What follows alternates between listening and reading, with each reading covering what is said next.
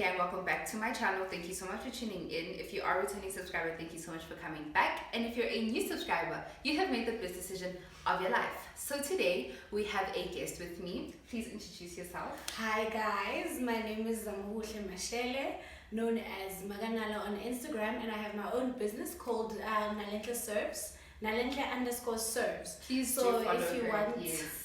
your food, your platters, freshly made scones, everything, I'm your girl. Please follow her, guys. I'm gonna put her details down below, so do the right thing. Girl.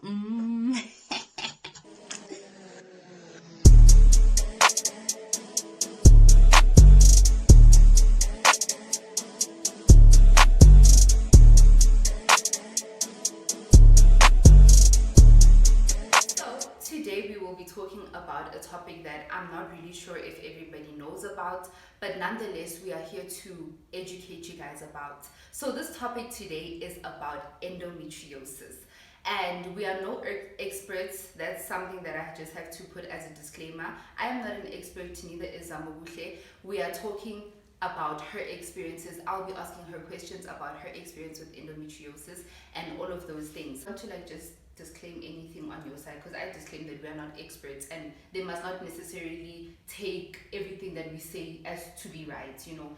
Like, you should, if you do want to go seek the help that you need, be it your general practitioner or gynecologist, don't take everything that we say as it be the right thing, you know, because it's quite important to also hear from somebody who's qualified to tell you guys about these things. Did you want to just disclaim anything? I'm just gonna add the fact that I'm gonna be sharing my personal experience. Yeah. I think the biggest important thing is that we experience things differently. Yes. We're not gonna go through the same paths. We're not gonna feel the same things. So what my doctor told me might not tell you. So just make sure that if you get anything or grasp anything from this, just make sure that you go and find out more. You get your own information and just be sure.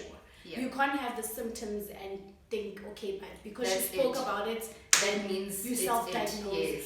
Most importantly, do not self-diagnose yourself against anything. Yeah, that's it. Thank you so much for clarifying. The first question is, may you explain to my subscribers and myself, because I also am getting educated in the process, what exactly is endometriosis? And is it curable? What is it? What does it do?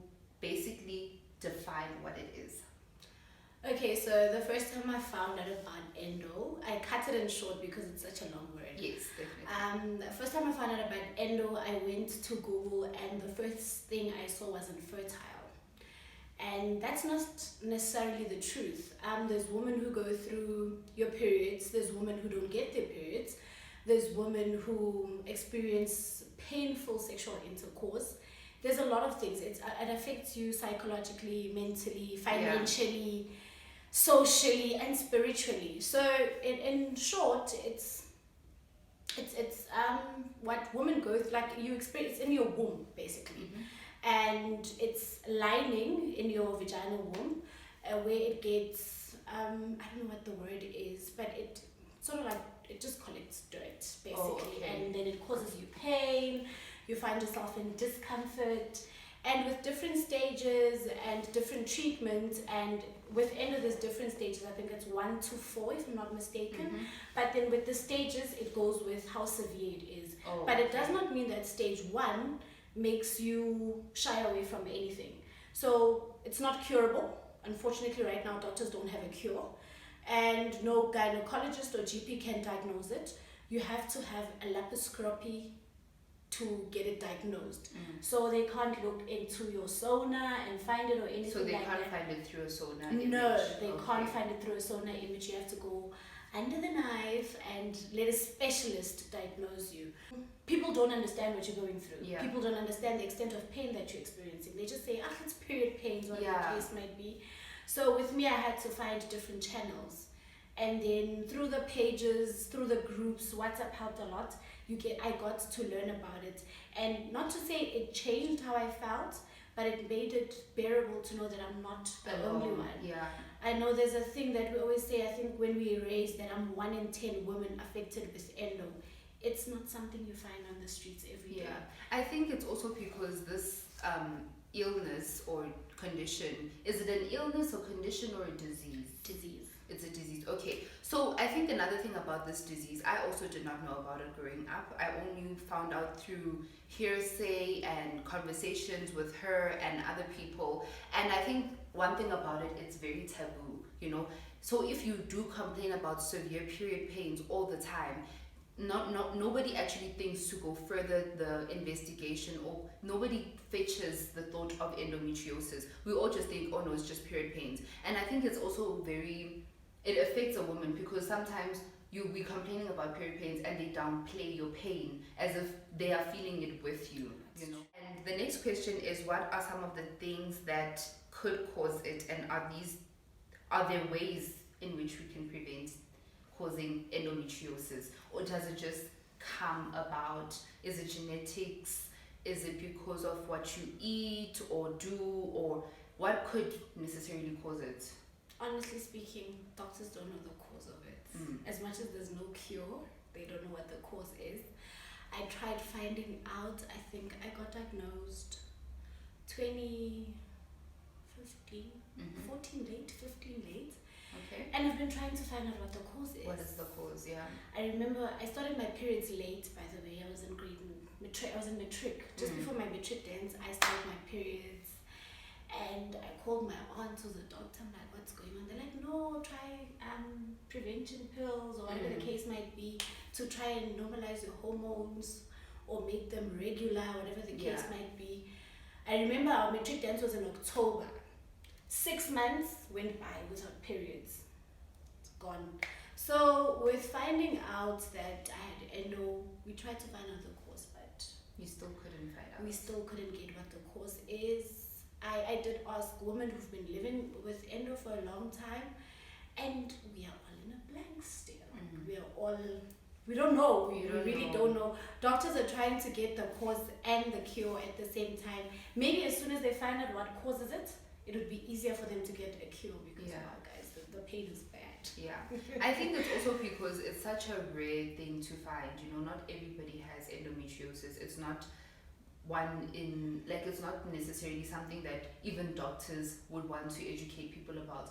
They will educate you about STDs, STIs, HIV. They will educate you about these things that are so common, you know, and we never really fetch the thought. Like I was saying, we don't necessarily think about endometriosis, and we don't think that it could happen to someone we know, or to us even. I think that's the reason why I felt such a great passion to come talk about it, because someone out there could possibly have it and not know, you know. And I think it's also great to have communities in which you can talk to people who live with the disease, and who can, obviously you guys can interact, they can share their experiences and you share your experiences, and it kind of creates that safe space in which you can be yourself. Because now imagine approaching somebody who does not know anything about it, and they'll just be like, what are you talking about? It's the hardest thing ever, because in most cases when you try and explain what you're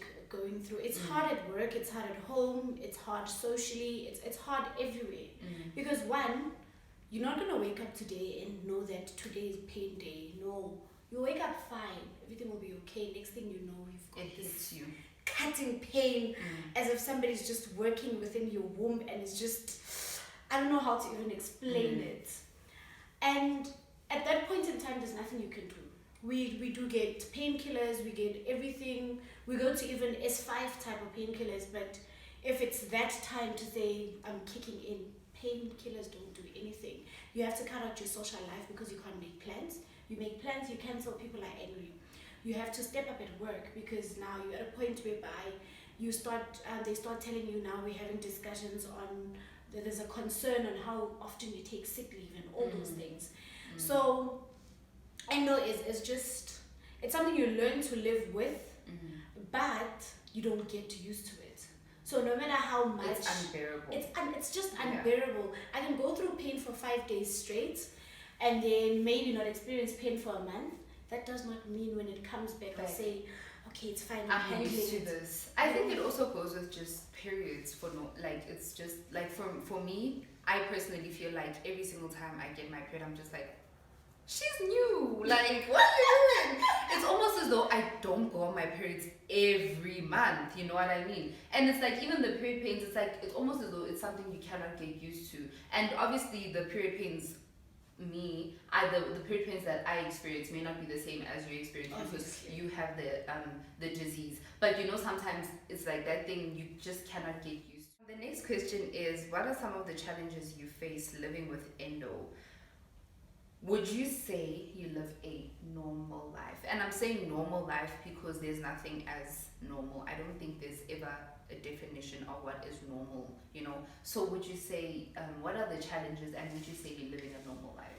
The biggest challenge is having to explain over and over again what endometriosis is. I think that is one of the biggest challenges, and finding people who don't want to bother doing their own research. Because I feel like if you care about someone and I tell you once that I've got endo, the next time when I'm going through pain, I don't expect you to ask me, say, by the way, what's endo? Or anything like that. Yeah. So having to explain the thing over and over again is a challenge on its own.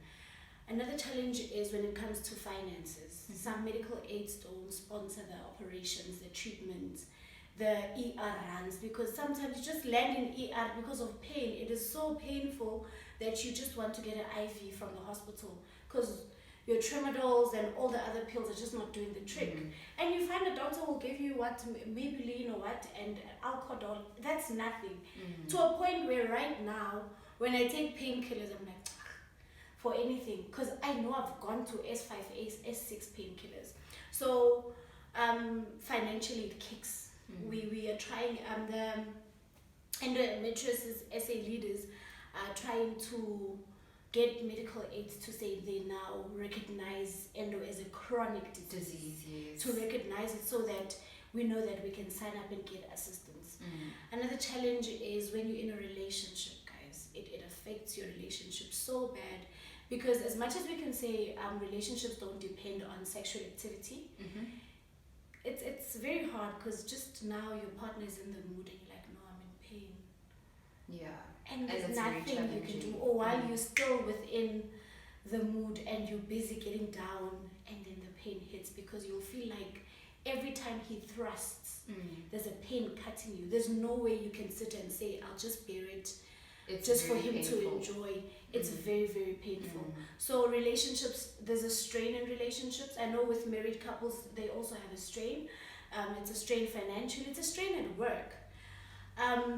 For me personally, it's a very big strain at work. I work in a financial industry. I have to be up on my feet, running around, assisting clients and all those things. When I'm in pain, sometimes my colleagues do not understand because they do not relate. Yeah, and when people do not relate, you find yourself in a situation whereby you're now the topic. Yeah. You're misunderstood, or you become the topic to say, no, maybe she's getting special attention. No, why every single time she has to do this task, there's this that's going on. So, and it seems like you're seeking attention, whereas it literally makes you look like you're an attention seeker, because you're 5 minutes okay. Plus, I'm a very loud person. So I walk into work, I'm bubbly, I'm screaming. And then 5 minutes next thing you know, boom, I'm down and out. Yeah. So that makes it look bad. Another challenge would be having to explain to the family what's going on. Having to explain to the family why you're not okay. I have, my parents are quite old. They don't know what endo is. And I think explaining to them is just going to be another mission. They try to support me as much as they can, but sometimes they're like, you're always sulking, you're always in bed, you're always in your room, you're always carrying a water bottle. What is wrong? What's going on? So it's the smallest things that get affected. I don't have a lot of friendships actually not because of endo, but because I can't always be social. I can't be gathering. I can't always be going out to clubs, to whatnot, because if I'm in that shell and just embracing my pain, I literally just shut everything else out. I become in my own little ball. So yeah, I think that's the reason why you'd prefer to stay at home instead of going out, because then imagine you're out and you're like all bubbly, like what she's saying, when you're at work, you walk in and you're like, hey, and then an hour later you're just like, oh my gosh, you know. And now imagine you're out at a club grooving, and then now you're like, I can't do this anymore. Take me home. You know, go back to what you were saying about the strain on relationships and all those things. So would you feel like um, interacting in sexual activity as somebody living with endometriosis is challenging? Like, is it so unbearable that you cannot actually have sex, or you just have it when you're considered to having a good day, or you just don't? It's a challenge because it just comes whenever it wants to come. Mm-hmm. It does not cut the sexual part in a relationship. No, we have sex as much as we want to. It's just that sometimes I quote, other women or other people choose to bear through the pain than really letting out their feelings to their partners. Another important thing is communicating with a partner. Yeah.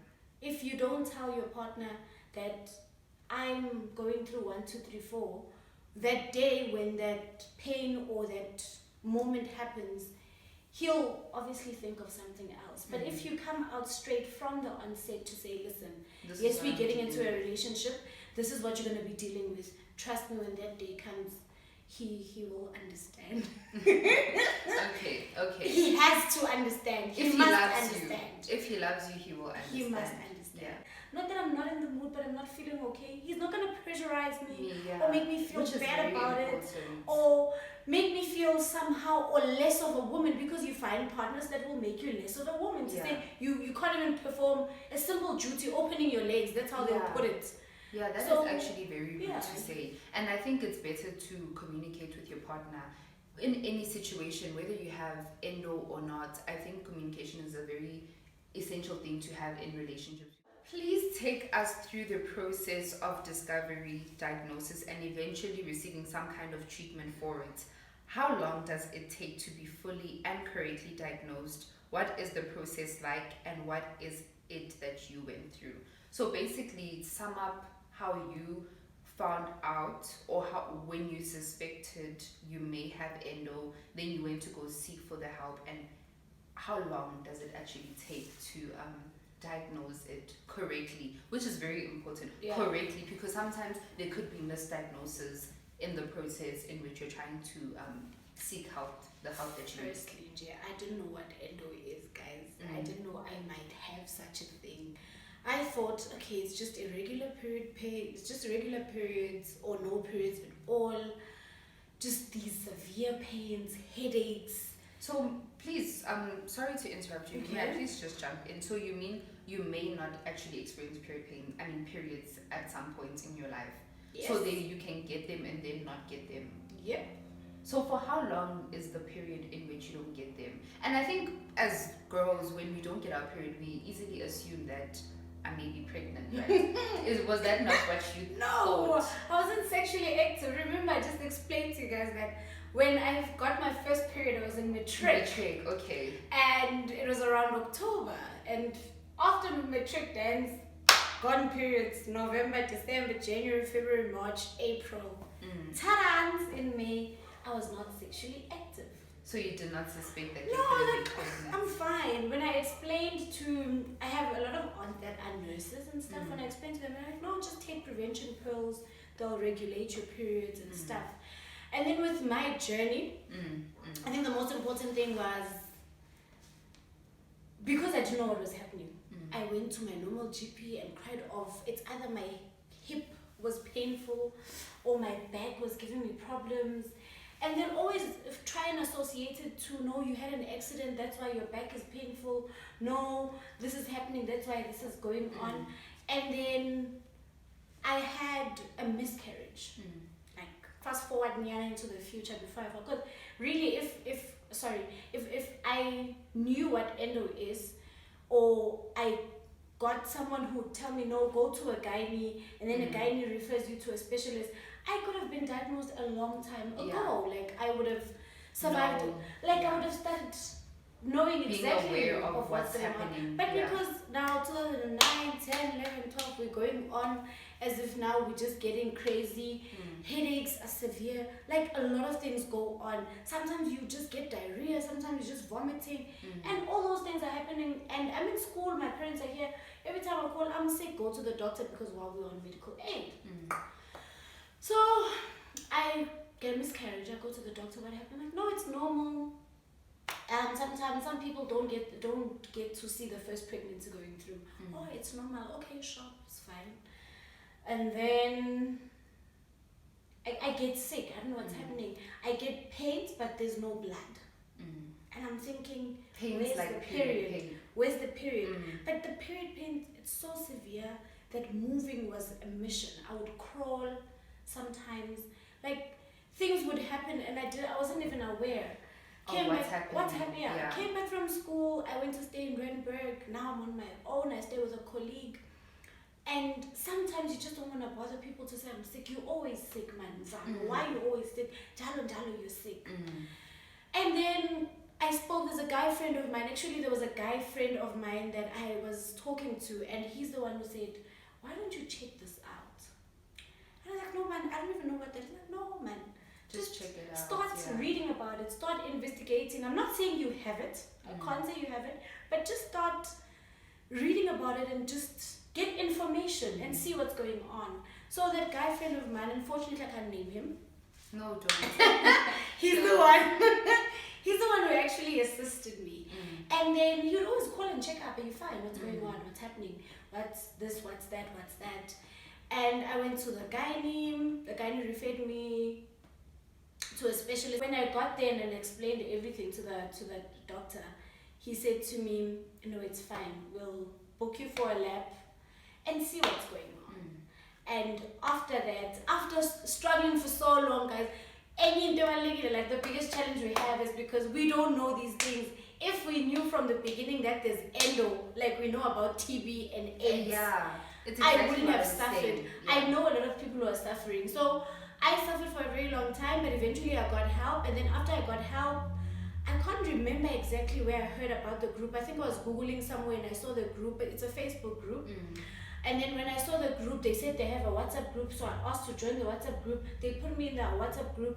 And then when I interacted with one of the admins, one of the leaders, you would be so surprised. I remember how at 2 o'clock I'd be up and I'd be explaining what's going on. And they would assist. There was 3 ladies specifically in the group that I can go back to at any point. Even now, I know they'll answer. Yes, sometimes when you get the help that you need, you think that you're up on your feet and you start going back to normal. Disconnecting, sort of. But then, like, because it's so vast and it's so... I don't know even how to explain it. It takes us to know. I'm just so happy for such platforms that someone is not going to wait for 7, 8, 9 years to get diagnosed. And not because you're not doing this correct steps, but because you don't have the information. And you don't know what exactly you don't know what's going on. So I think our health industry is failing us in a way, because certain things are not discussed, and there's a lot of people who are not enough awareness is created. Like, you walk into a clinic, a hospital, you'll see these charts, boards, STDs, STIs, all the common diseases and illnesses or conditions that we have or that we know about are like literally on display, so that even like, and they are in different languages: Zulu, Xhosa, Sotho, Sepedi, Tsonga, Venda. All 11 official languages in South Africa are basically being displayed in these public spaces where you are able to actually get some kind of information. Like, if only certain things got enough attention, like flu. We have flu every single year. Okay, now yes, we have COVID and all those things, but pre-COVID, we had information about flu every single year. We had information about your gonorrhea. For example, the educational sector as well. The syllabus of in high school, LO. What is being discussed in LO? You know, it's your basically everything that we know about. It's always HIV, STDs. They will tell you about your gonorrhea and all these other STIs and STDs that you've never heard about. They will be there. But things like this that could possibly affect the next person, and more especially the next woman. You got booked at the lab. So from there, did they do like a operation, or did they just put in like a small camera up your vagina, or did they actually like cut you open? And it was not at the lab. I got booked for a lab. It's a short name for laparoscopy. Oh, lab. Okay, thank you for clarifying. So you get in there to the hospital. Yeah, it's actually an operation, but they don't cut you. They make an incision, so the doctor can see what he's working with. The camera moves around, so the doctor can make discoveries. So he can see what's going on. Has it affected your ovaries? Can we save? Are we gonna scrub? Are we gonna clean? What are we gonna do? Basically, it will not take away the pain, but it will give you some sort of relief. So you'd find that most women who have they stitches that they have smaller stitches like dots around. So that's why. Is it your lower abdomen? Yeah, it's normally there or on your stomach. I should have told me so I can bring pictures. So I've got. No, it's okay. We'll insert them at a later stage. Yeah, so I can show you exactly how it looks. And sometimes we have big bellies like this. I've been mistaken to be pregnant so many times because when you're in pain, you get so bloated. Yeah. You look pregnant all the time. And I'm sure the bloating is far worse than what I experience bloating to be, because even I get bloated when I'm on my period. 5 months type of pregnant. Oh my word, that's a lot. That's a lot. And it's very important, sometimes, guys, I think we should also just we should be considerate of what the next person may be going through. Let's say now I come to you and I come to your party and I'm like, oh, hey friends, and you're like, oh, pregnant, and it could not be the case. And you could have possibly offended me and made me feel even more conscious about myself, because I'm sure that at some point you do feel conscious about how you look, how you feel, how people perceive you, how they interact with you. I'm sure you get conscious to a point where you're asking yourself, can they see what's going on? Yeah. Do you maybe like, oh my gosh, maybe they see through me and all those things. And it's very important if we just approach everything that we do with kindness, because you could possibly offend someone. Well, that person could be on the verge of committing suicide, and if you take it off. And if you just become rude, you could literally just be the last reason why they were like, this is the reason why I wanted to leave Earth. That's actually true. What you touched on is very, very important, and you'd find that you've explained yourself so much to people. I totally understand if it's a total stranger. Strangers allowed to say anything at any time.